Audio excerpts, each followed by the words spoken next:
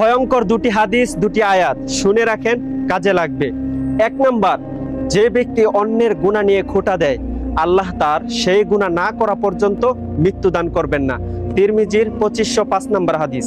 2 নম্বর হাদিস, রাসূল সাল্লাল্লাহু আলাইহি সাল্লাম বলেছেন, তাদের মাথা পাথর দিয়ে ভাঙা হবে যারা ফজরের নামাজের সময় ফজরের নামাজ না পড়ে ঘুমিয়েছে এবং যারা কোরআন শরীফ গ্রহণ করে আবার ছেড়ে দিয়েছে। এটা বুখারী শরীফের 7047 নম্বর হাদিস।